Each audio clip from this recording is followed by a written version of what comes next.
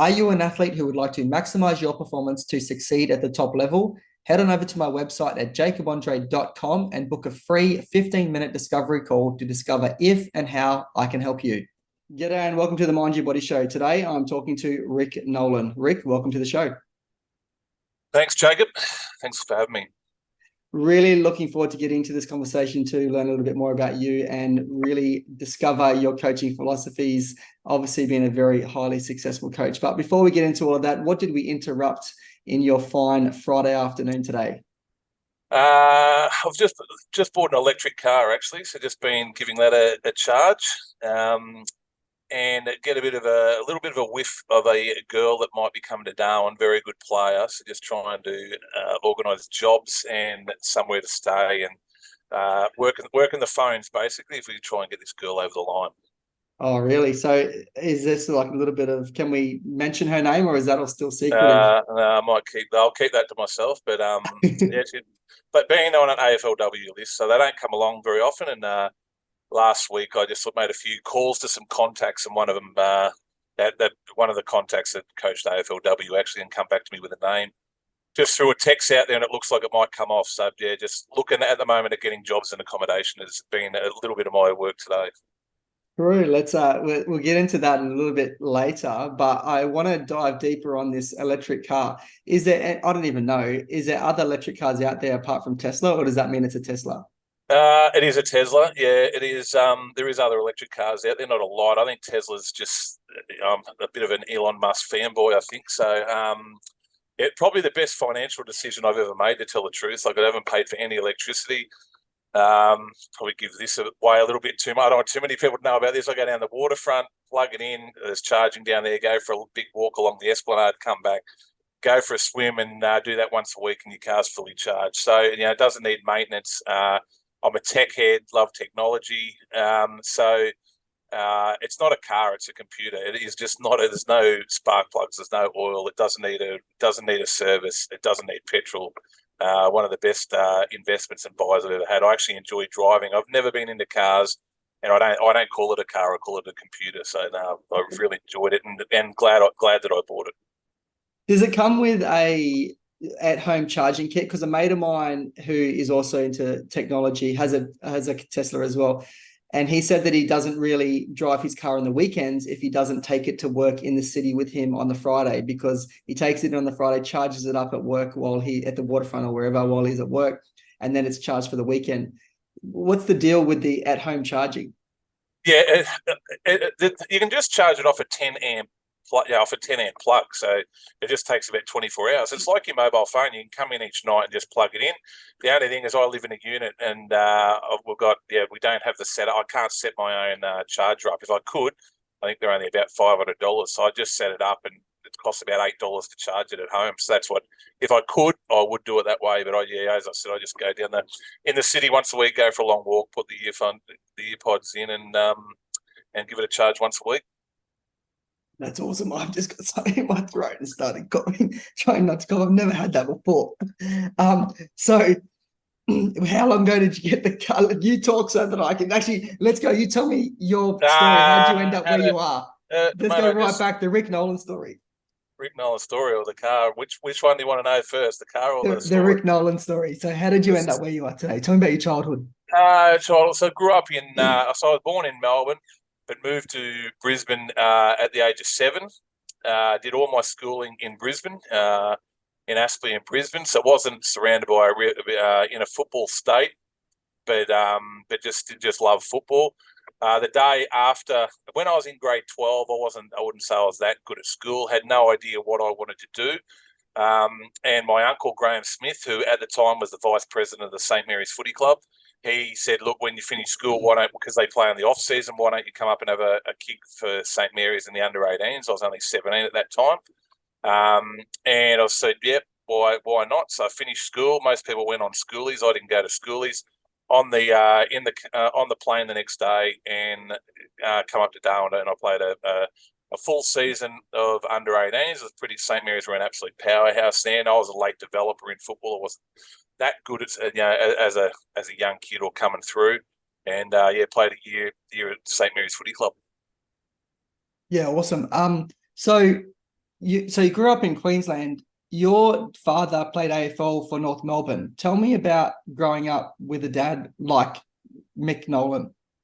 Yeah, look, I always say with my coaching, I was born into a position of privilege. So I've been at a footy club, I reckon, and I honestly believe I've been at a footy club every day of my life since I was 7. So that football was just, I had two. So there's three of us, three brothers. We just talk. I feel sorry for our mum because I just sat there. All we did is just talk footy non-stop the whole time. My father left. He went from Melbourne.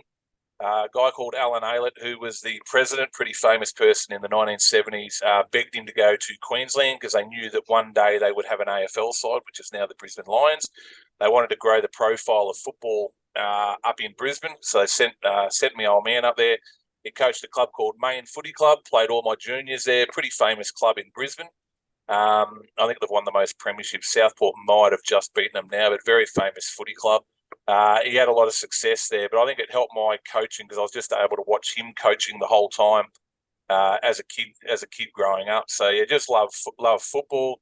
As I said, my uncle asked me to come up, and then I just kept coming back and forth between Brisbane and then playing football. So I'd play a season in Darwin, go back and play a season for Maine in the Queensland Footy League season, and then I just keep coming back and forth. Eventually, when I was at St Mary's, all the St Mary's greats, the Mick Athanasius, the Ted Liddies, the Bruno Longs, like the absolute royalty of St Mary's Footy Club, they were all in the airport fire service. I thought something was going on here. Boy, there are all these blokes in the airport fire service, and so I did a bit of inquiring, and it was actually my uncle was I didn't know that, but my uncle was the boss, the one that got me to come to St Mary's. So sort of thought, that might be a go, and I applied for the fire service and got in. And I was only ever, because we can transfer to anywhere in Australia. It's a Commonwealth Fire Service. I always thought I'd just do, as soon as I could, I'd get back to mum and dad back in Brisbane. But yeah, end up playing senior footy at St Mary's pretty regularly. And fell in love with the territory, and will be here to married a Territorian. She's a Cyclone Tracy survivor, so she thinks that's pretty good that she was a Cyclone Tracy survivor. So we'll be here for the rest of our lives. We love Darwin. Yeah, so you mentioned the St Mary's Football Club and some of those legends. We had Anthony Vallejo on previously, who's the current head coach of St Mary's, and he talked about when he first started playing A grade. I think he was about 16 or something, and he said that I think he debuted with Brenton Toy. They were friends, and he said the first game I think they played in was a loss, and it was their first loss in about 2 seasons. And he said they all got caught into this barbecue, and him and Brenton were driving there, and he remembers looking at each other and going, geez, like, this sounds like a pretty serious meeting to come around this barbecue. This guy at one of the players' houses, like we just lost a game, gee whiz. And he said some of those older, real experienced and gun players like Michael Athanasia, as soon as they got there, they got into a circle and they looked every single player in the eye and told them everything that they'd done wrong and how bad they were. And he said, they were too scared to ever lose a game. That was their first taste of playing A grade footy at St Mary's. What was it like for you when you how old were you when you first played A grade, and what was it like coming into that? Yeah, I can remember that meeting actually. I've never thought about it probably for 30 years, but I remember that year. And but I had a little bit of I played with those two boys and played in a premiership with them as well. But I had a little bit of a different journey. Maybe being a ruckman, I developed late. So I probably played 60 B grade games at St Mary's before I become a regular player. I probably wasn't given a real good go at it either. I played pretty well in a couple of final series of the B grade as well. So it took me a while to break in, which probably kids today would probably give up to a degree. So just kept persevering and then breaking in with those guys. But my story probably a little bit similar to Anthony of the culture of the St Mary's Footy Club. I'll never forget, we lost a grand final. I think Ted Liddy was coaching, and we were probably the sixth best. I look back at it now, and I reckon we were the sixth best team in the competition. I think we finished fourth or fifth. Just come from absolutely nowhere to make a grand final. Went into grand final day. We had a heap of injuries. We're just looking back at it. The game it was Waratah's first premiership they'd won for a long time. The game was over. We got flogged. The game was over at quarter time. But that season, I'd had a pretty good year. And I think I'd come about third in the Nichols medal, pretty high up in St. Mary. I think Tommy Weecher won the Nichols medal. I think I'd come second in the best and fairest to him and third in the Nichols medal. and I'd actually played pretty well in this losing grand final side. So I sort of thought I'd had a pretty good year. I think there was about third in Nichols medal, second in the BNF. Played pretty well grand final day. I was pretty happy with the way I played, but we lost. And I can remember walking up to Vic Ludwig, and I thought I had the runs on the board to have a word to Uncle Vic, who's been the president for 47 years or something.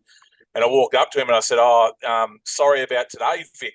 And I remember he looked me back in the eye and he said, so you bloody should be. And sort of, I think it pitified the culture of the club that I thought I had these runs on the board for the season that I had, but it was the only thing that they were accepting was success. So it's sort of you just had to win. It's a footy club where, and to a degree, it can be hard at times. Like you can sometimes in footy you can have some good losses. You might not have the cattle on the park, and you can lose a game of footy, but you can just lose it slightly. Really, the opposition might be a 10-goal better side, but you may lose by a goal. Unfortunately, at St Mary's Footy Club, that's just not accepted. And it's probably that way. It's got as good a culture from that point of view of any footy club that I've ever seen. Jackson Clark actually put a post up on Facebook just last week about Wayne Warden, whose birthday I think is today. And there was all these charges, and he was the victim of these fourth quarter in a grand final. Do you remember, was that game? Was he, if you were talking about the Saints lost? That was the game. That was I remember that era pretty well. So I reckon it was Waratahs versus Southern Districts there. And yeah, they went after Wayne. I know Wayne very well. They actually coached me at Pints as well. And they went after him. They went after him pretty well. But in his something with Wayne, he got up straight away. So, but same era. I think we didn't make the grand final that year. It was it was Palmerston. Sorry, Palmerston versus Waratahs. So we played Waratahs won 2 in a row. We played the year before, lost to Waratahs, and then Waratahs went back to back and beat Palmerston, and it was that game. Who was the hardest player that you ever played against in the NTFL? Waratahs had a ruckman called Matt Wakeland. I think he played SANFL. He was, I reckon he was real good, especially come finals time. He took a while to get fit. I reckon he was probably the best ruckman I played against in NTFL. I played on Damien Burke one day, who was the ex-Geelong captain, and he played in the 89 AFL Grand Final. And I was 19 years of age, and so it was the biggest lesson I've ever had in life. So he was 31. He just finished at Geelong. Then he got drafted to the Brisbane Lions.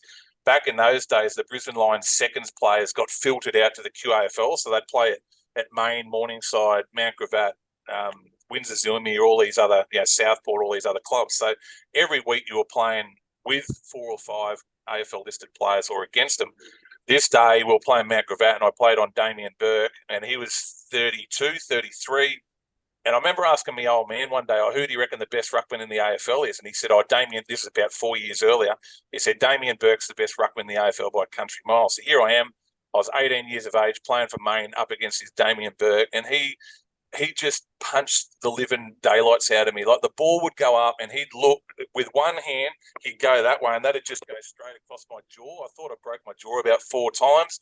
And with the other hand, he'd smash it 30 metres. And I absolutely have never been annihilated, nowhere near it in my life. And I nearly had tears. I was 18 years of age, I think it was. And he just bashed me, absolutely. And I've read Andrew Buse, the ex-Geelong captain, he's spoken about it, how this bloke was just ruthless with his left arm.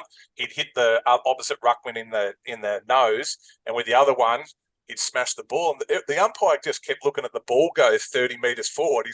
Wasn't looking at his other arm that just kept colliding into my head. So I reckon that was and then after the game, he come up to me, and I sort of thought, mate, this is an AFL captain, playing in the Queensland Footy League. There's a couple of hundred people there.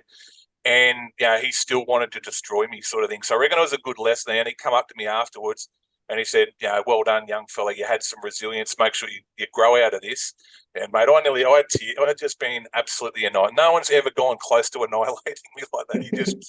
He just killed me. And I'll never forget that day. And probably, it helped with a lot of resilience. And I learned a lot about ruck work that day, and not to take it easy against kids as you get older, and to use your body and to use whatever you can to win a game of football is a really good lesson.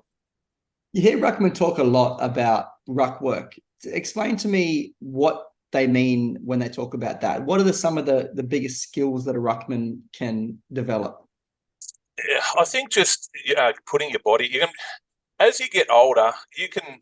Like when I was in from say 28 through to, I played pretty late. Even went to the Sunday comp. I could win a ruck without jumping, virtually without jumping, just by using my. And I can remember that the old man always used to say to me, "As you get older, you learn how to use your body," and that certainly happens, and I see it. I've seen it with Ryan Smith still now. Like I could say, you use your body in the right position, but it takes a long time to be able to get there. And I think what people don't realise with ruckman, you're lining up opposite each other and you're smashing into each other. And sometimes you're doing it 30 times a game. And that's not easy on your body. You get a lot of corkies, and it's pretty hard. And people always go, "Oh, dumb ruckman, they're useless. They get to run around the field by themselves." But you are lining up opposite someone, and you are smashing into them all day. And I think getting your timing right, just jumping a little bit early, and these sort of things, as you get older, you certainly become better. And when they say ruckmen get older as they grow, it's because they know when to jump early, where to put their body. Or a Matt Dennis, like at the moment, he's able to keep dominating as he is because he's learned to put his body where the other ruckmen are too young and haven't learned how to do it yet. So as you get older, you become better at it. I'm glad you bring up Ryan Smith because he's actually the next episode of this. But I get the feeling that ruckmen feel like they're a little bit hard done by. So if they are hard done by, what is the aspect of ruckman that is the most under recognized? Probably with me, I wasn't very good at centre bounces like that. That's because I couldn't jump. But probably stoppages around the ground or boundary line throw-ins I was able to use my body, but I think hit-outs to advantage. If you had a ruckman hitting a ball down someone's throat and then that person streaming away from a stoppage, and getting a deep entry into the forward line, I think it's worth its weight in gold, and it can change a game. You get 3 or 4 real good clearances like that where they're streaming out of a stoppage situation. That's where I think a ruckman really is worth his weight in gold in that situation. Now, I think the presence, if you look up and the ruckman's there and you've got to go the other way, the presence of a ruckman, even though the ball doesn't get kicked to him, you are deviating the way that the ball's going. So presence, I think, and also if you can get hit-outs to advantage, I think a good ruckman with hit-outs to advantage is worth their weight in gold. So your dad was also a very tall guy. What did you learn about ruck work from him, and what was it like growing up as a kid with your dad? Yeah, I don't know. People always say, what's it like growing up with a famous father and that sort of stuff. It never worried. Like, to me, I just wanted to play at the highest level that I can. I think it helped because I was at football clubs all the time. Did he sit there that much and go, "Oh, you should have done this and you should have done that" as a father? Of course he gave tips, but I don't think he was anywhere near excessive. He coached me a lot of my junior football going through, or he was always running water or that sort of thing. He was always very heavily involved that way. But I think where I learnt the most is just being able to watch him. So like he played to about he was 37 years of age. So I probably from the age of 7 to 12, that's when I was watching him play at the main football club, the club we're involved in. I think that helped watching him do that way. Yeah, and I used to watch a lot of these old. I think he played in four AFL Grand Finals. So I watched a lot of those Grand Finals, the way he positioned his body. But as in the pressure of being Mick Nolan's son, I never felt it, or it didn't. I didn't let it worry me. And I think that's when people, if you worry, I just tried to make a name for myself. Very rarely do I come out and say I'm Mick Nolan's son. Very rarely have I ever said it. I just tried to make a name for myself, and I don't think. As I said, it hasn't bothered me one little bit. So he was a part of the first ever North Melbourne Premiership, correct? Yep. What did he ever say? Did he talk much about that? Yeah, probably one of those things. Now he's passed away. You wish that you had have asked a little bit more questions about what the celebrations were like and all that. But there's a lot of stuff on YouTube, like the North Stories, one of them, and all that. How they were just rock star, like they just couldn't move because it was their first ever premiership. They were the first ever rock star footy, the first ever rock star team with Malcolm Blight, Barry Cable, Keith Gregg, Sam Kekovich. All these. They went and the 10-year rule, they talk about free agency. That 10-year rule, they were able to go and get any player from another club that had played for 10 years. It only lasted for 1 month because North Melbourne went and bought three captains. They bought three captains from another club. So they had all these these high octane players are the first. And I hear Malcolm Blight in interviews say they are the first ever rock star, footy club. And I think with me old man, he was not the star. He was just the bloke that would have a smoke and a beer and speak to the supporters. And I reckon you had all these massive, not egos, what's the word? These big branded characters, players. And I hear Malcolm Blight talk about how Brassy controlled them all. But I reckon with me old man, his job was just to his hit outs to advantage were as good as anyone that ever played the game. But I think he kept people down a level peg. It was pretty hard to have an ego when he'd walk in and have a smoke or have a beer with the other supporters or the little man. And I think that's why the little man liked him, because he'd have a beer with him and he had a little bit of a gut. And, I think the person over the fence could see a little bit of them in him. So I think, and I hear a lot of his old teammates say to me today, he said he'd always crack a joke and that sort of thing. So he had all these egos, this big side with all these gun players, and I think he helped bring them all together and that. So that's good. You got the North Melbourne hat on. What does North Melbourne Kangaroos Football Club mean to you? Well, a lot. So all my cousins and that are into it. Actually, my nephew is Darcy Wilson, so they reckon he's going to go about 15 or 16 in the draft this year. So it's my cousin's son. So we're looking at the draft, and North Melbourne have got all these draft picks this year. So we're hoping that we've got a WhatsApp group, and we're all hoping that he goes to the game. When we're in Melbourne, we all go to the games. I watch wherever I am overseas, I watch the North Melbourne Football Club. So yeah, really, really into the North Melbourne Football Club. I love them. Been some tough years, so hopefully things are about to turn around now. Yeah. So let's bring it back to a local flavour, back to the NTFL. And I just want to, before we get onto your coaching, I just want to dive a bit more into your playing career. I asked earlier, I don't think you answered, maybe I missed it. At what age did you first play A grade? So at Maine, I played first at 18. I think I got a couple of games, and then it took again out, and I was out. Then I was out for a while. Didn't again make it till I was 21. That was down in Queensland until I become a regular again. And at St Mary's, as a 19-year-old, I played 4 games, and then I didn't break back into the side until I become a regular at 21. So it took me quite a while to break into the side. So I reckon I played about 3 years of B grade football. So, and that's not an uncommon story, what you're talking about, taking time to break into a side, particularly a side like St Mary's. And you see more and more in the last probably 10 to 20 years, young players getting upset that they're not getting an opportunity at A grade level, and probably not respecting the B grade or Div 1 as it's called now, the way that it should be. What do you think about that difference between players now with the level of respect for the Div 1 versus, you having to kind of earn your stripes in B grade to be able to get that opportunity at A grade? Yeah, I used to say a saying at St Mary's, working at McDonald's is not below you; it's an opportunity. And there's a champion of the St Mary's Football Club called Nolan, and the same thing. He didn't think playing Div 1 was below him. He thought it was an opportunity. And back when I was one of those players that probably played 60 B grade games, Noel Long, probably as good as NTFL player to ever play the game. He played about 60 B grade games. I think Michael Long even played quite a lot of B grade footy. Tommy Weecher is another one, and a very underrated footballer, I reckon, at St Mary's Footy Club. Won a Nichols medal. Won about 7 premierships at St Mary's. As good a player to ever play at that footy club. He played about 60 B grade games, and I sort of look today. The kids just don't do that apprenticeship. It does my head in that. My dad. Every time I ever got dropped, I'd go. I'd be cracking the poos, and that coach dropped me. The coach is hopeless. The coach is this and that and that. And every single time my dad would say, "We'll go back and prove him wrong." Like, he never took the coach's side. He'd always take the coach's side. He never took my side. He'd always say, "We'll go back and prove him wrong. He doesn't think you're good enough. Go back to the Div 1 or the B grade and prove him wrong, and make them pick you next week." And he never took the coach's side. They never took my side. He would always take the coach's side. And I think a lot of it's parenting as well. Parenting, you got to look how you got to have some self-assessment. How did you play last week? If the answer is I didn't play very well and you get dropped, like just go back and prove yourself. Work during the week and get better. You can't.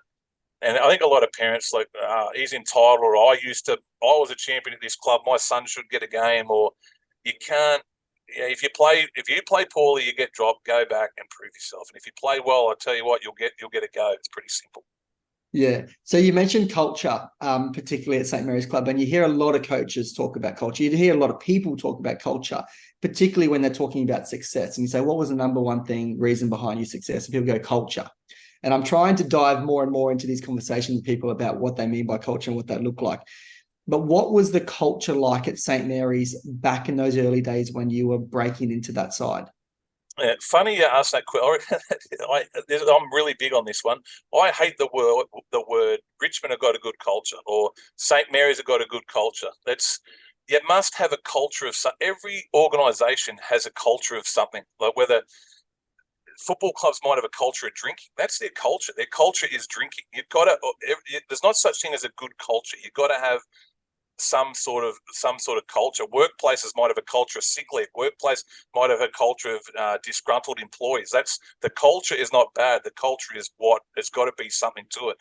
And I always say with St. Mary's, they've got a culture of hard work. I honestly believe the whole time I played and the whole time that I coached, we trained harder than everyone else. So when you talk about what was the culture like, I think we had a culture of hard work. So when I say they've got a good culture, no, we didn't have a good culture. We had a culture of hard work. Are you an Aussie Rules footballer who would like to maximise your performance to succeed at the top level? My Australian Rules Football Dynamic Group Coaching Program is a 12-phase program that has been curated from my 15 plus years working as a strength and conditioning coach with local footballers right through to AFLW players at Adelaide and Richmond. To get instant access to my Australian Rules Football Dynamic Group Coaching Program, simply head on over to jacobandre.com/Australian-rules-football. So you mentioned Ted Liddy as playing under him as a coach. Did you ever play under John Taylor as well? I played my first couple of games, under John Taylor, yeah. What were the things that you learned or the things that you noticed from those two coaches and any other coaches that you had at St. Mary's? Yeah, look, I think obviously John Taylor was a very good coach.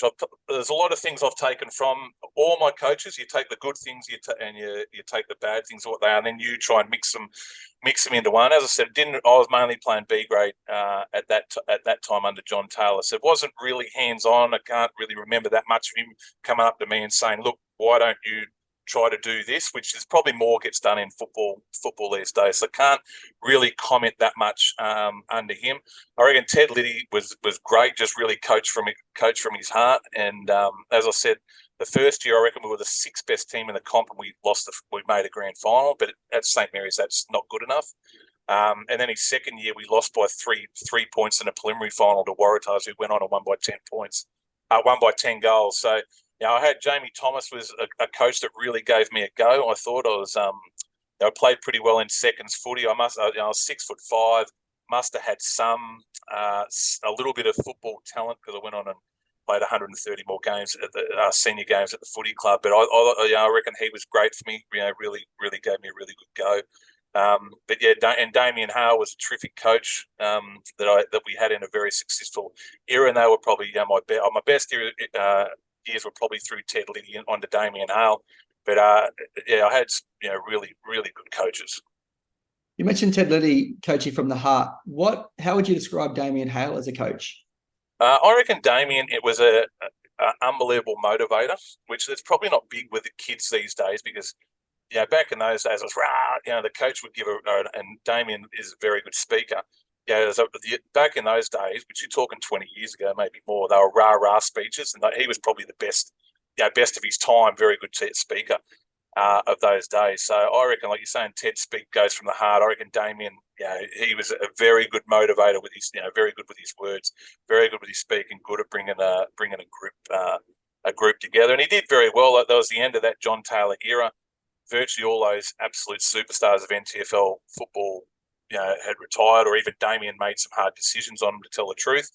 And then he brought the new crop through, and that new crop was the Iggy and Anthony Velojo, Ricky and Danny Nolan, and Nick Ingle, a heap of Riolis were coming through at the time as well. And he brought Nick Ingle, he brought that group, Raf Clark, he brought that group through. What was the transition like for you from player into coaching? Yeah, I did a pretty long apprenticeship, which was good, I reckon. So I remember if I ever thought about coaching, my old man would say, coaching's for old people. Don't ever think about coaching until the day you can never play football again. So I was about 38, I think, and I was playing in the old Sunday comp for Pints, and Murray Davis had come up to coach the NT Thunder, and I'd played against him a fair bit in Brisbane. And out of nowhere, I got this text message from him. I ran into him a few times at the footy and that. And I got this text message, it's Murray Davis, do you want to meet at North Lakes there? Do you want to have a coffee? So I was having a coffee with him, and there he offered me to be the assistant coach of NT Thunder, and that's where the ball ran from there, and fell in love with coaching.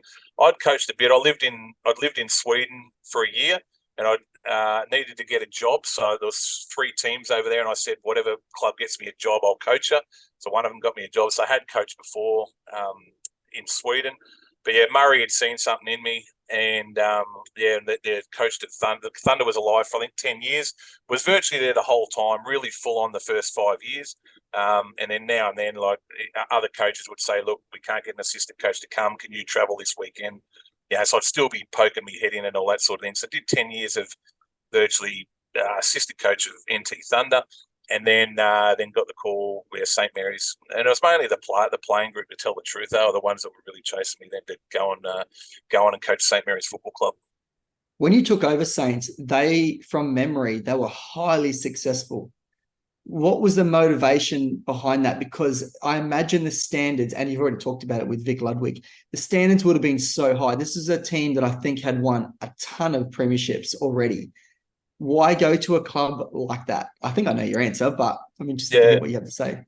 With that, I probably took over a group of players that had finished their career. Like, no one applied for the job. Like, everyone says, I've heard people say, he's given this unreal list at St. Mary's. I was given a great list 4 years earlier. Like, they're all most of the players were between 31 and 33 sort of thing. So no one applied, so it wasn't that good of a coaching job. And it was mainly the playing groups, the Iggy Villajos, Peter McFarlane's and that. And one of the big ones to get me, because I was an assistant coach the year before, I took a lot of the training. I took the whole pre-season the year before at St. Mary's the year before. And there was the playing group that sort of came, we want you to do it, we want you to do it. And a good mate of mine, Stewie Sini, he goes, you got to coach this club, you have to coach St. Mary's Footy Club. And it wasn't for Stewie. I remember there was a week, it was at Nycliffe Oval, I took training, the coach was Jason Cotter, and he was away that week, and I took training that week, the whole week.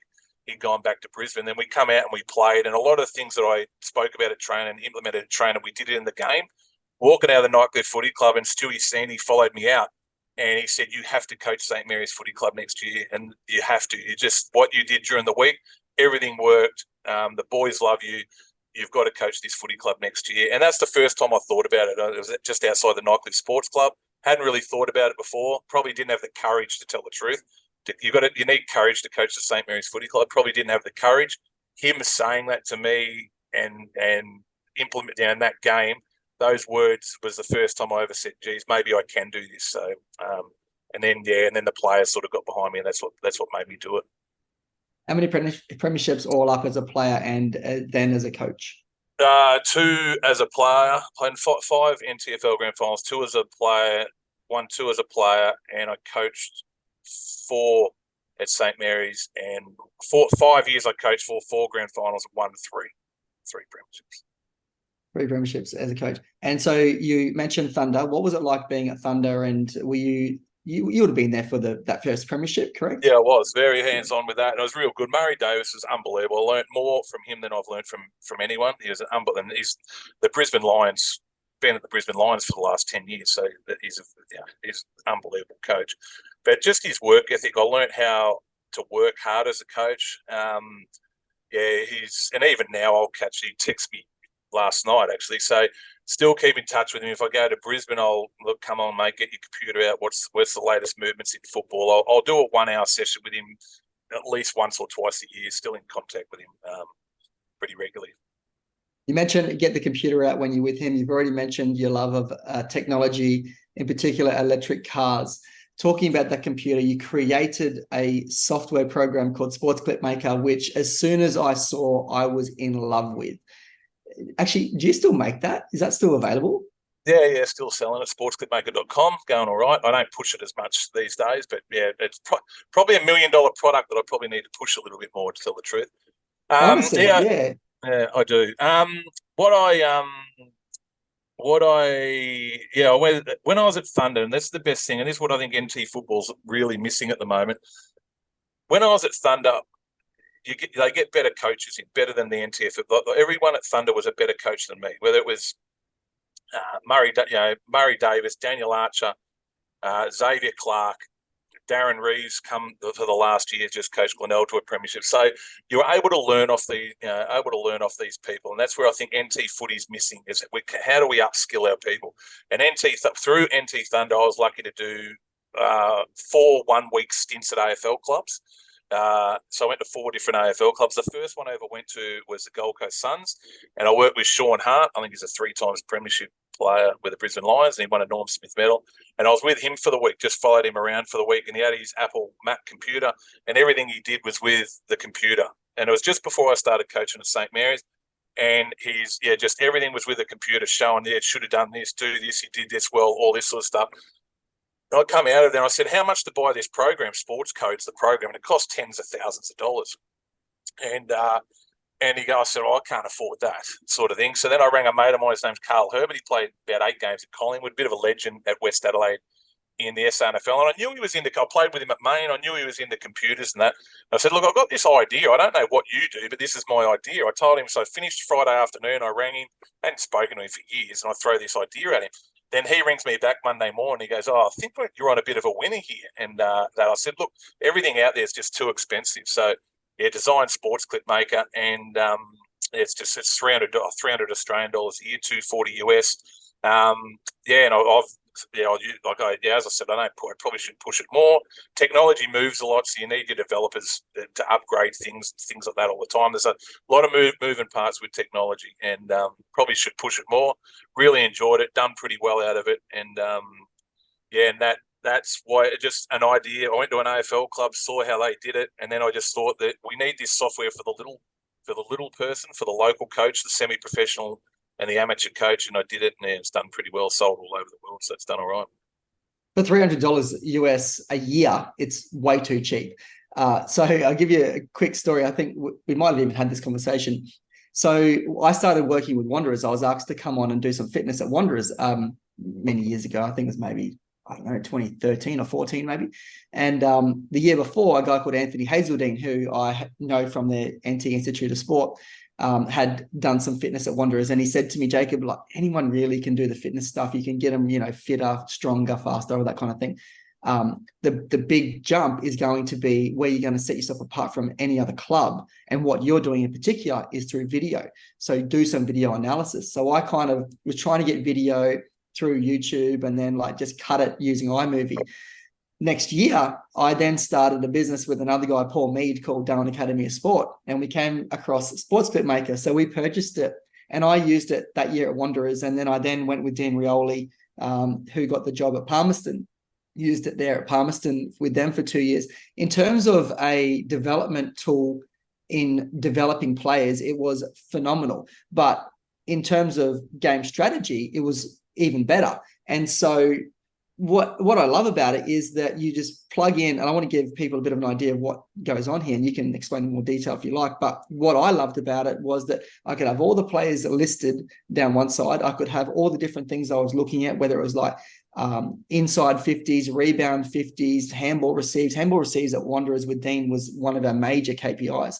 Hitting 50, we knew that if we got 15 handball receives in a quarter, with the way that we wanted to play the game, we would always win the quarter. Stats showed it 100% of the time. And we could create buy-in because we could show the players that, look, we got 15, we got 16, we got 17 this quarter, And generally, we got it down to such a fine art that we knew that we would, on average, score 3 goals and 2 points in a quarter if we hit 15 handballs received, because it was all about just that quick gameplay, obviously, with the handball receives. And so we will look at that in games and go, okay, what's going on here? What I love is that you just literally, if you go, oh, it's a handball receive, you click the space bar and it will give you a period of time before and after, say 30 seconds before and 30 seconds after of that play. And then we could put all of those skills, whether it was an inside 50, a rebound 50, a contest, whatever, as well as the player. You could click on the player and get that player would get their several minutes of ball contact every time. It's for $300 a year. It's ridiculously cheap. And I think every club should be using it if they want to progress to the next level. Yeah, it's I wouldn't have had the success without it. You still use it last week. I can't coach without it. I have to have the video game, because you can say to a player, I remember in the second quarter over on the scoreboard side there, you should have halved the contest. They don't remember that, but if you show, the video doesn't lie, so, and it's the quickest way of teaching. The quickest teaching tool there is just sitting down with players and going through it. And I just can't believe how much it can accelerate a side. And that, I must say, technology will only accelerate a transformation. It'll never win you a premiership. So you've got to do the hard work. If you're not out on the middle of Marara or wherever it is, doing the hard work at training, having your diet right, all these sort of things, putting the work in, you're not going to win a flag. But what technology can do is it can transform it can accelerate a transformation. So it can get you there quicker with technology. So it's really good. But it's funny you say, a lot of like when I was coaching St. Mary's, I was nailing recruits coming up here because everyone sort of wanted to go to St. Mary's because they were getting their vision. I can put a voice recording over the top of the vision and say, hey, Jacob, bloody really well done there, mate. I saw that your gut run. That was awesome to get to that contest. Terrific. So when the player watched the vision, he also had my voice coming over the top of it. Mate, we were nailing we weren't getting a lot of recruits, but what we were doing is nailing the best. The best ones wanted to be in good. They want to be in good football programs. So, but then everyone now I think the NTFL go and pay someone to cut up the vision. And it annoys me a little bit. They say, oh, yeah, we do video analysis. I'm like, yeah, but handing someone some video doesn't mean nothing. The coach has got to give instruction. Is that going to create growth? Someone looking at their vision? And the coach has got to either give the feedback, do match reviews, do group match reviews, what you were talking about at Palmerston. So, yeah, it's really helped my coach. And I do think it accelerates improvement very, very quickly. And one of the things that I like that you also do, you mentioned when you were going through the software with me when we just purchased it, and you were saying that you don't do a lot of or any, correct me however you do it, writing on a whiteboard. That's sort of 1980s type style. And a lot of coaches will do that, put all these words up, like one-on-one, win the one-on-one, like be the first of the contest, whatever. And you were saying that you would do 2 positives and a negative type thing. So before a game, it would be about 90 seconds of video, 30 seconds of what we want to go at and be known for in this game, 30 seconds or so or whatever on, something about the other team that you wanted to nullify, and then another positive again about what you wanted to achieve. Because a lot of players are either kinesthetic or visual learners, meaning that they're about feeling and doing, being kinesthetic, or visual seeing, but not necessarily about reading and writing, which is what it is if you're obviously putting it up on the whiteboard. So having that vision, it's very clear exactly what you are after. So tell me a bit more about your pre-game using the video. Yeah, I probably am significantly different to anyone with that. I've never write on. I still now don't like writing on a whiteboard. And with Marara, I used to watch this a lot. I like watching other coaches. I like watching other programs, even from other sports. But at Marara, because we've got all those change rooms all together, you could often be going to the toilet or walking out or walking past, and you could see pre-game speeches. And I'd see just an essay written on these whiteboards. And then I'd look at the group, and he's addressing 22 people, and 18 of them are looking on the ground. They don't care. Well, they're not listening. They don't, like, the human brain can only take in 1 minute of quality information. So as I said, I don't write on a whiteboard. I try to make it really, really quick. the video, what you were just saying, 3 points. Try to make it as positive as I can. If we have to do a negative, we have to, and just say, look, this week we want to keep the ball on the forward line, and then just show some examples of the week before.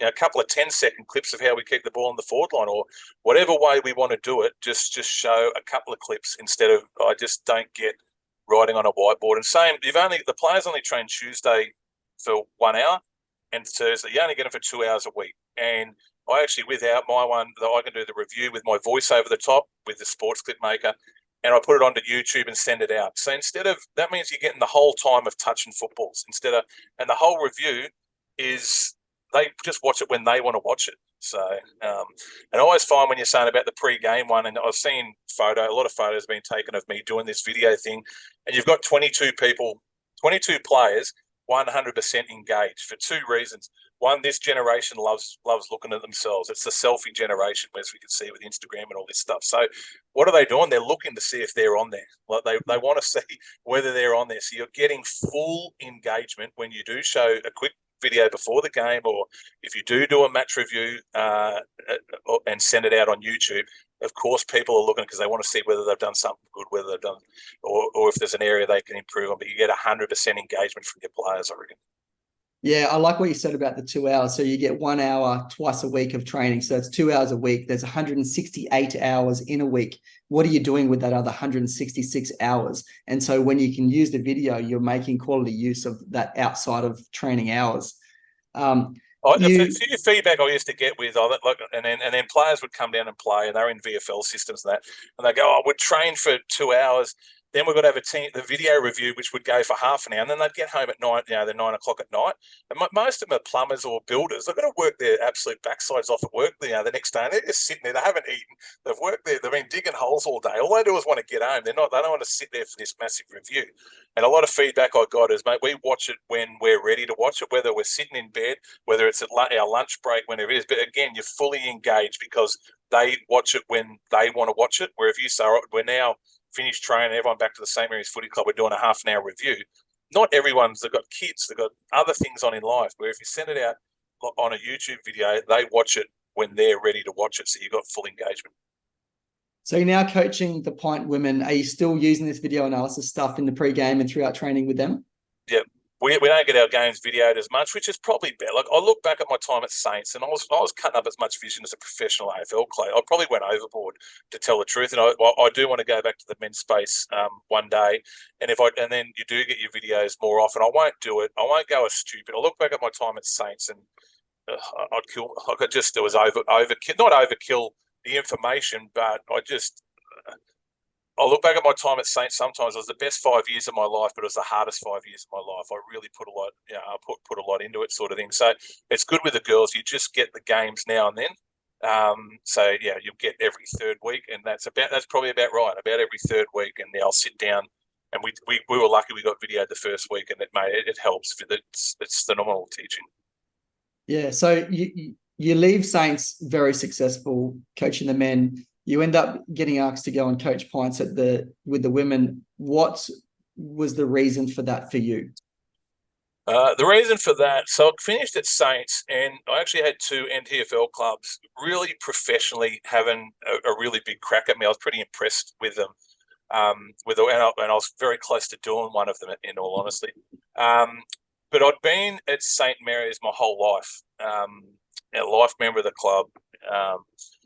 Yeah, and but my dad had always been like at North Melbourne or at Maine, or before that, Wangaratta Rovers. He'd never changed clubs. So I think it was sort of very, very loyal person. So I just couldn't see myself going directly. My time was up at Saints, as I said. I'd just cook myself, and was interested in coaching other clubs, but I just couldn't bring myself to coach against St. Mary's. I'll certainly not go from St. Mary's directly to another club. And it was sort of funny. I'd been involved with Thunder Women. Andrew Hodges asked me to help them out one year, the year before, and I got mates with Katie Stretter when I was coaching her. And I'll never forget the first time she rang me, and she goes, "Oh, I'm just ringing up to see if you want to come and coach Pints Women next year." And without not being disrespectful, but I sort of said, look, Katie, I'm actually getting offered very good money to go and coach other clubs. I don't think that the Pint being on coaching Pints women is quite on the radar compared to what I'm being some of the good offers and the professionalism of these other clubs at the moment. And then hung up and I said, thanks a lot, mate. Bloody. And she'd actually asked me to take Pints training twice the year before. So I'd actually taken the girls for training twice the year before and loved it. They're absolutely rippers. So had a little bit of a try before you buy. Anyway, she just kept ringing me all the time saying, come on, we want you to coach. We want you to coach. We'll do everything, anything. But we know we don't pay what men's pay, but what can it take? What we're prepared to do, anything. We just want you. And the phone calls just kept coming and coming and coming. And I just love coaching. I just love it. So that's people like fishing. I like coaching. People like going to the gym. I enjoy trying to make people better footballers. I just love it. So, I wasn't comfortable coaching against St. Mary's in the headspace. I did play for Pints in the Sunday comp, played in 2 premierships in the Sunday comp with them. We'd had a couple of premiership reunions that year, and I went back to them and I enjoyed my time at these premiership reunions. And anyway, Katie just kept at me. And I'll probably share something. I've never shared this with something that was a bit of a turning point. She goes, the girls got together last night and we had a meeting and we don't care how many sausage sizzles we've got to cook to get you over the line. We want you. And I went home and I told my wife about it. I said, and you talk about emotional intelligence, like that's the highest emotional intelligence you can have for someone. I said, if these girls, and of course they've never cooked a sausage sizzle, I never made them. They've never done anything like that to have to raise any money or anything. Hasn't been required. And I've done it for nothing. But I just think that emotional intelligence for those girls to say that, I turned around to my wife and I said, and I've never told this story actually, and I've never even told Katie. And I thought, if these girls are going to cook Bunnings sausage sizzles and all this sort of stuff to try and get me on board, well, bloody stuff it. I'll go and coach it and see how we're going. So I only thought I'd do it for 1 year, maybe 2 years, and now I'm in my 4th year, and I just absolutely love it. The group are unbelievable. I get a really big kick out how quickly you can improve girls football, girls in football. They can just improve so much. Great group, train really hard, as professional as anyone I've ever coached. Sort of really transformed that women's program. Before I got there, they used to put a Facebook post up. You ticked the box. Whoever ticked the box got a game. They didn't have selection. They didn't have anything sort of thing. And that's the biggest thing. When I turned up, I've got the numbers grew. We get 100 a training some nights. We've got 4 sides going. So we've gone from ticking a box 4 years ago. Whoever ticked the box got a game. Now and I had to teach the girls, girls, it's not netball where you go and try out at the start of the year and you're with that team the whole year. If you play well, you go up. If you don't play well, you go down. So I had to teach that. And they've just been a great group.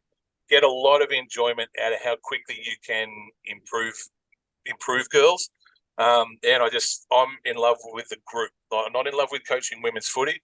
I'm in love with this group. I just love them. What's the biggest difference that you've noticed between men's and women's football as a coach? Yeah. Sometimes I get asked it a lot, and then sometimes I go, nothing, because they want to achieve. But of course, there's a difference. Like last year at half time, you addressed 3 girls were breastfeeding at half time. So that doesn't happen in men's footy. The first year I coached, we won a flag. Half the side got pregnant the next year, sort of thing. So it's not, there's those differences whatsoever. But what it is I can tell you now, the group, I can only speak for the group that I've got, is that they take their footy as serious as anyone I've ever coached. They just absolutely love it. Train hard, do their gyms on the off nights, their diets. They get to training, wanting to improve, and that's, as I said, we've got A's, B's. We've got 3 sides, and we virtually fill in for Tracy Village Tiwi. We virtually have their side as well. So 4 teams, and even the force team, they want to become better footballers as much as anyone that I've ever coached. They're just so that side of it. I think if anything that they put in, I think Pints women, Pints St. Mary's, we train as hard as we. I'm not saying the men train harder than the girls I coach now, but I reckon that our girls over the last 4 years have put in more than a couple of the NTFL men's sides that I've seen, as in, getting the training early, buying in. We don't do fly-ins. Another thing I'm pretty proud of. It's organic growth. Everyone here lives in Darwin, and we're a good group. They party hard. Don't get me wrong. They party hard. But I don't see that side of it, the footy side of it, different to men. I think they want to win. They want to sing the song after the game. They want to win a premiership and go on benders for 3 days afterwards. All the same as what I had whenever I've coached men. You're the reigning women's NTFL coach. Tell me about how that happened last year. Yeah, sort of. As I said, just girls can improve really quickly. I reckon. They can. You can't get that much improvement out of a male, I think, because they're so new to the game. Pints, I think, attract. Well, 80% of our girls work at the hospital, to tell the truth. They're doctors, nurses, radiologists. So they've got something going for them, a lot of them. Like, they've got degrees. They've moved up from down south. They've left mum and dad. A lot of them have played netball, other sports, a lot of hockey players, that sort of thing. So they've played other sports, got a bit going for them, want to train hard. And I think it's pretty easy to improve them pretty quickly. Created a great culture. We do attract good players. They're putting back, as I said, they're putting a lot back into the Northern Territory economy in what they do up at the hospital. I coached them through COVID, and enjoy that side of them, giving them an out. They want to get away from that. So I could see that side. They just want to get away from that, and they want to become better. And football's a good out for them as well, because there's so many hospital workers and teachers. And as you know, teachers got a wife that's a teacher, and as you know, Jacob, teaching's a pretty hard occupation as well. And so a bit lucky that way. We've got girls that want to improve themselves. And there's been coaching them for 3 years. Went from, I think they come sixth the year before, to premiers the first year. The next year we had a lot of, not half the side, but a lot of girls got pregnant. But in that year, we weren't the best. There's no one on the best side, but something I'm pretty proud of. We actually drew with Buffaloes and lost in overtime by a point in a semi-final. I think they were a 10-goal better side than what we are, but we nearly, we 1 point off going to the next stage of that final. They went on and won the next 2 games by 10 goals, but we drew that game, lost it in overtime. Then we come out last year.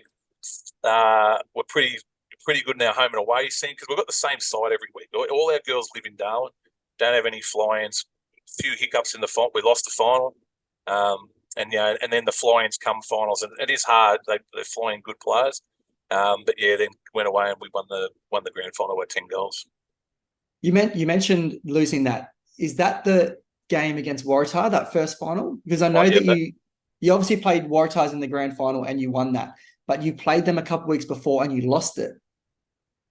Yeah, exactly. Tars beat us pretty convincingly, to tell the truth. So it actually happened in their first year. We lost the first final in the first year I coached as well. So with that, I think with girls, you just got to, with footy now, you just, all right, we lost, get on with it. Where did we lose it? Let's go back to train. Let's get on with it.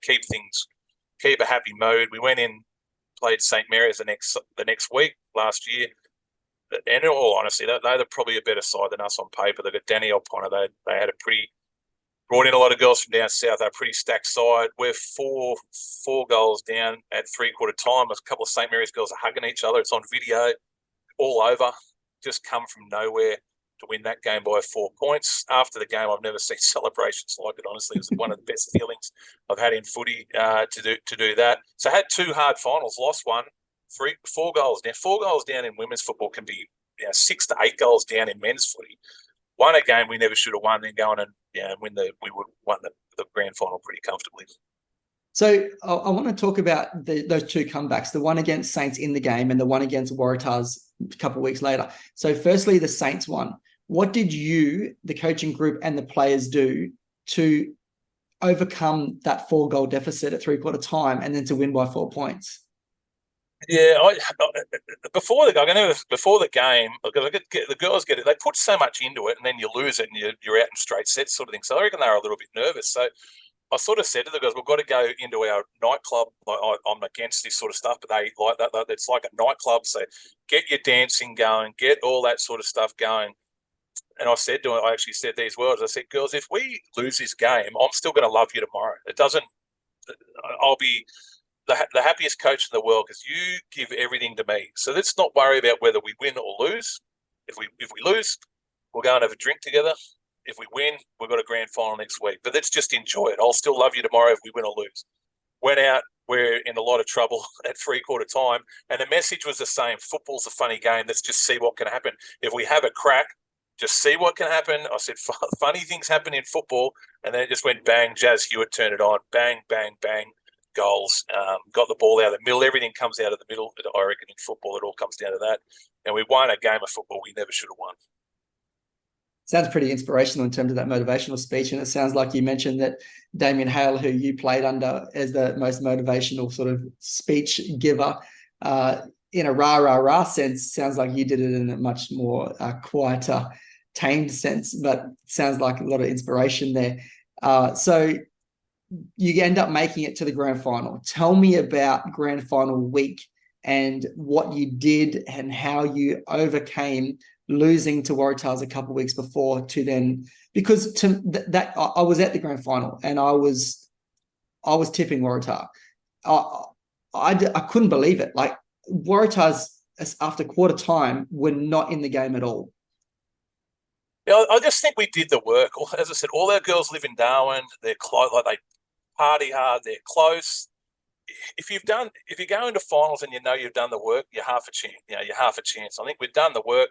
Probably didn't play. Had a couple off days in finals, and they were good size. Don't get me wrong. Waratahs and St Mary's was just as good as what we are on paper. What we were on paper, and I always talk. I talk a lot to the girls about footy karma. If you do the work, the footy gods will look after you. And I think that day, if you ask them the question, what do we do well or what do we do? It's footy karma. We did the work, and the footy gods paid us back. Was there any strategy at all? Was there anything that you tried to nullify in Waratahs, and what was the strategy in your game plan? No, we got some. We just got. Football's a simple game. I think we all watch too. And don't get me wrong, I'm as bad. We watch too much AFL 360. We watch too much talking footy. We watch all this sort of stuff. Footy's a simple game. Get it from one end of the ground to the other. Make the least mistakes as you can. So do the basics well. Get it into your forward line. Get it through the two big sticks. We've got some good systems through the midfield. Don't get me wrong. You've got to win the ball there.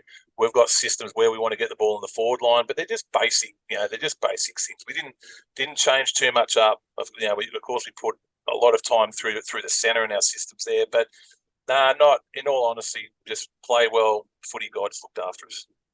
You certainly did all the basics well, and congratulations on winning that grand final. Rick, I just want to acknowledge you for all the work that you do in the coaching space now, from your time at St Mary's to Pint and everywhere else that you've been, including the people that you've helped out with your Sports Clipmaker program. I will link that up in the show notes at sportsclipmaker.com. And thank you for your time today on the Mind Your Body show. Before I let you go, though, I've been taking notes while you've been talking, and it's now time for our 10 in 10. So you're up and keen for this quick fire 10 quick questions. Let's do it. Is it one answer question? How do I answer it? Well, I don't really have any rules on it. So sometimes people end up talking for 10 minutes on one thing. Sometimes it opens up a whole new chapter. Sure. But you can give me one word. You can give me whatever you want. Feel free to go off and tell us a funny story if it sparks a memory. Too easy. All right. Number one, electric cars. The future. Like it or not, it's by 2030, everyone will have it. When battery technology, don't get me wrong, I'm not this big greenie. I'm a technology nerd. I believe that we in the green transition, but I love the technology of this transition. When we nail battery capture or energy capture through batteries, it's going to be a game changer. So, extra one, where are you off to this weekend in the car? I drive to work into the Marara station. Marara football area is about the only place I go in my life. Marara sporting area. That's the only place I go. The only thing I have in my life is this is coming out on Monday, so it will be after the fact. But who do you play this weekend? We play Waratahs Grand Final replay. Oh, really? And what day is that? Sunday night. Sunday. All right. So this will be 24 hours after that. So interesting to know if you won that replay. And who's next week then? Do you know yet? Or are you going to give me the whole 1 week at a time? 1 week, one districts. I think we play districts. I think. Yeah. All right. Number two. I'm glad you mentioned where you drive to. Airport Fireys. Very lucky to be in the job. Very fortunate that good people helped me get in the job. It's been a long time. How many years? 30 years. I think I'm been there the most of everyone. They gave out redundancies in COVID, so I'm the only old bugger out there now. So Yeah, you got plenty of long service leave. Is that why all those Bali trips you can handle them? Yeah, I've got to get out to Darwin now and then. It's only 2 hours away. So. Actually, speaking of Bali, I love Bali. My favorite part is Sanua. Where do you go in Bali? Where's the number one spot? I hang around Legion. I go 200 metres to the left and 200 metres to the right. So I just love going down the beach for sunset beers. And a couple of sports bars I hang out with. And there's always someone in a sport. There's someone I've played footy with somewhere in Australia at a sports bar that I just sit there and watch a lot of sport and just go down the beach at night. And I go 200 metres to the left, 200 metres to the right of my hotel. So lately I've been venturing a bit with my wife, but we don't.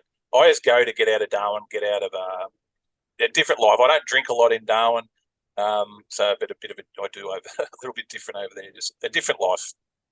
I saw you actually post a picture of yourself up on a massive cliff looking out over like real beautiful water. I actually had to look at the location that you put on Instagram to see where it was, and I think it was somewhere near the Gili Islands. Or Nusa Badina, I reckon it was. Yeah, okay. Nusa Badina, lovely place. Is that near not Gili Islands? Not what's that other one? Lombok. Is that anywhere near Lombok? No. It's actually still part of Bali. It's just a ferry ride. It's not that far away, but it's become very famous. So it's like Bali 80 years ago, I suppose. There's no Circle K or there's no 7-Eleven. There's no restaurants. They're all wrong. So it's old Bali sort of thing. But beautiful. But there's no infrastructure there. Hard to get around, but it's unbelievable. Yeah. All right, number 3, the St. Mary's Football Club. That St. Mary's Football Club have opened a lot of doors for me, is what I'll say. Like, I wouldn't be the person that I am today, whether it be getting in the fire brigade, whether it be getting into coaching, whether it be getting into playing, or anything that I've achieved. Anything I've achieved in life, not just football, a lot of it comes back to the St. Mary's Football Club has opened those doors for me, made me a better person, my friendships, all that sort of thing. So very grateful to be involved with that football club. Number 4, ruck work. Underrated. I do think a dominant ruckman, especially hit-outs to advantage, in big finals games, it goes a long way to winning a finals game of football. Well, I think it worked for you at Pints last year with Jasmine Hewitt. Matt Dennis nearly got districts over the line. I think ruckman are very important in football, in finals football. Number 5, North Melbourne Football Club. Hopefully on the rise. Yeah, I watch every game. My son, who you taught, he lived in Sweden for a long time. Used to go over there for about 11 weeks every year, bring him back here. I think what our bond was the North Melbourne Football Club. He'd be watching the game over there. I'd be watching here. We'd be on Skype together. Brings all my cousins together. Done a lot. Again, North Melbourne Football Club has done a lot for mum and dad. Like everything my dad achieved had a lot to do with the North Melbourne Football Club. So from our family, like St. Mary's has done a lot for me. I think the North Melbourne Football Club's done a lot for our family. So you mentioned Noah, your son, who I taught last year in year 12. He's now finished school. You said you don't go out and actively tell people that you're McNolan's son. Let me tell you, Noah certainly goes out and tells people that McNolan is his grandfather. He made us watch highlights in class on YouTube. And while we're on highlights, he must be a technology nut like you, because he certainly wasn't shy in making sure that he shared his own highlights in class time. Certainly loves a good highlight. Number 6, culture. I hate when people say they've got a good culture. You've got to have a culture of something, and that culture may be drinking. That might be a bad culture, but you must have a culture of something. And you might have a culture of a couple. You might have a culture of a couple of things, like St. Mary's. I said, culture of hard work. I reckon they had a culture of welcoming people. Same with the Queen Ants, the girls, very welcoming. So it's a culture of hard work. What I like with our footy is a culture of hard work, a culture of welcoming people into that environment as well. Number 7, the value of apprenticeships. Yeah, I think especially these young blokes these days give it away. They give up too easy. I think there's nothing wrong. Cooking hamburgers at McDonald's is not below you. That's probably a really good saying. So, and it's the same. Playing B grade football isn't below people. You're playing there for a reason. Either the coach doesn't think you're good enough, or you've played poorly the game before. So, change the coach's mind. I love it. Number 8, NT Thunder. Again, another organisation. I don't love it like St. Mary's Football Club or the North Melbourne Football Club or something like that, but opened a lot of doors. Is very good to me. One thing I will say about NT Thunder that they don't have today, I learned everything from NT Thunder, from a coaching point of view, from NT Thunder. The coaches there were better than me. I always want to surround, something I probably didn't speak about, all my assistant coaches are always better than me. I had Stewie Davies, Andrew Wills at St. Mary's. And Andrew Hodges, Andrew Wills, and Stewie Davies. They're better coaches than me. Like, so you surround yourself with people that are better than you. And that's the thing with Thunder. They had brought coaches in. I wanted to be an assistant coach under these guys, the Murray Davises, the Xavier Clarks, Daniel Archers, these sort of people, because I wanted to learn off them. And that's where I think with the NT, people say the NT Thunder, what it's not now doing is creating pathways for coaches, because they sent me away and they upskilled me a hell of a lot. So, yeah, it's not in my heart. Like, of course, there's a place in my heart, but it's not like it is St. Mary's. But as a coach, the NT Thunder 100% molded me as a coach. You mentioned Andrew Wills. What's he doing with himself now? Is he still around coaching?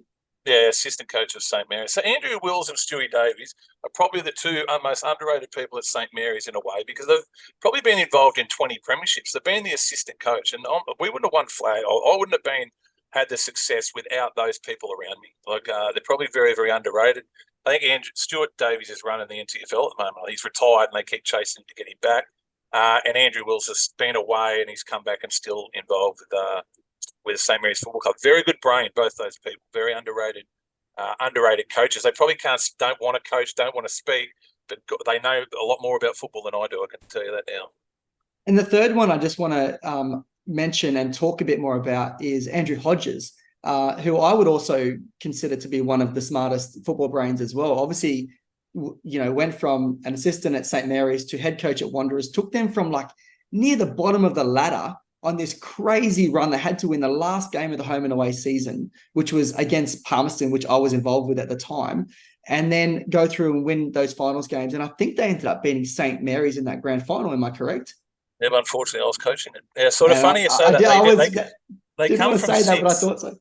They come from 6, and I knew they were. Well, we'd only just beaten them in the grand final the year before, and we only just beat any grand final we played Wanderers. We only just beat them, so I knew they had a good list. But they come 6 anyway. They were running out against Palmerston, and if you remember, that Essendon drug saga broke, and was it Andrew Lovett was playing for Palmerston? No, so I was the fitness coach at the time. Yeah. It was Leroy Jetta, and I actually picked him up from the airport an hour before the game. And he said, as soon as he got in my car, he said, I don't think I can play. Anyway, I'll let you tell the rest of the story. So I'm sitting there, and I didn't want Wanderers. I knew Wanderers were probably I knew Wanderers could beat us. They had a very good list. Watch that game of footy, and I'm barracking for Palmerston because I thought we could beat Palmerston. They're about to run out. Palmerston only lost by less than a goal. Leroy Jetta who was just absolutely ripping the competition to shreds, wasn't allowed to play, and I'm like, oh no. Then they sneak in, and I knew they could get us. Wanderers could get us in the grand final. On Hodgie, unbelievable coach. Yep, we've got a lot of. We always talk about our favourite books, Good to Great, and I think that's why we've got a lot of the same values because we both. That's our Bible, that book. And yeah, we're very good mates with him. There's areas, something as a coach, I've got a lot of deficiencies, and one of them is some areas I still now I've got to send a few girls to Hodgie for some kicking techniques. So I'm very open about my deficiencies, and I like to get people that are better than me to help other people. And Hodgie's still helping me today with a couple of the girls kicking techniques and stuff like that. Yeah, I'm glad to hear that because I think in terms of like skill, I think he's one of the best out there.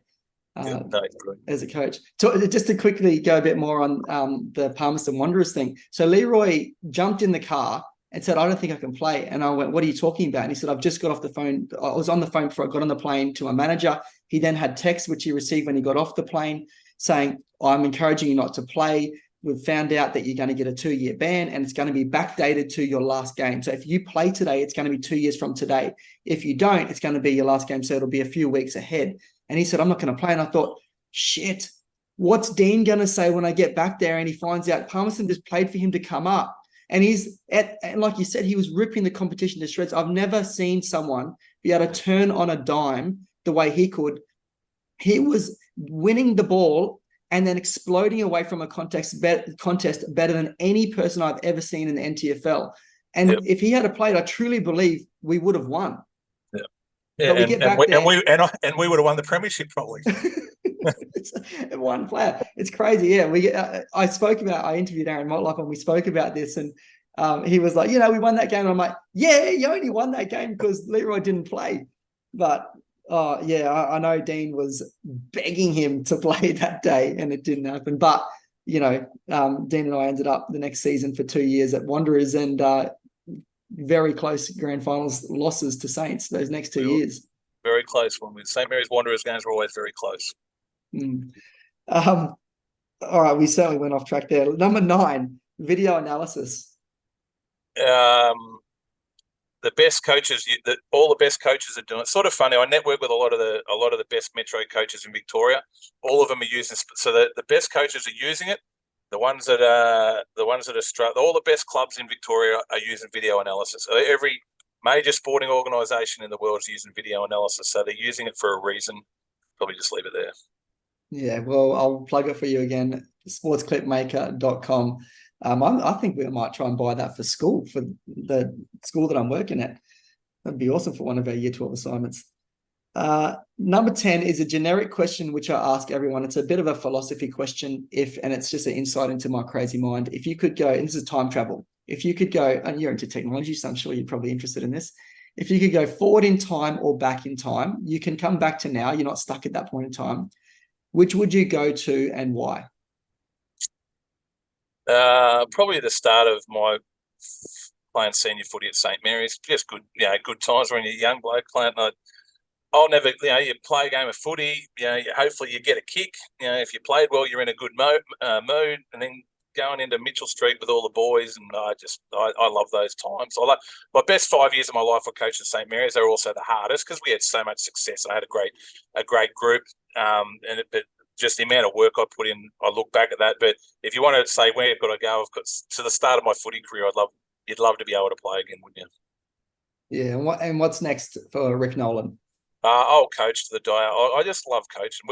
Even when I finished at St. Mary's, I coached under St. Mary's under 16 B grade. All these kids that couldn't get a game. Chopper was coaching the ones, and they were winning by 100 points. All these poor kids couldn't get a game, and I coached them, and I enjoyed it as much as I coached these girls, as much as I coached anyone. I just love coaching. So I love trying to improve people. Talk about philosophies. My philosophy is make people better people first and better footballers second. If you've got good people, put them in the right system, then they'll become better footballers. So I just love coaching. I'll be coach to the day I die. I'll be coaching. I just love it. So I want to coach good people, not just coach anyone. I want to coach people that want to learn. I just love it. Rick, thank you so much for your time today on the Mind Your Body Show. Cheers. Thank you. What's the most overlooked part of running, but the most important? Your mechanics. My new course, Running Mechanics 101, is a 9-module course which will teach you how to run more efficiently and effectively. For free instant access, simply head on over to jacobandre.com.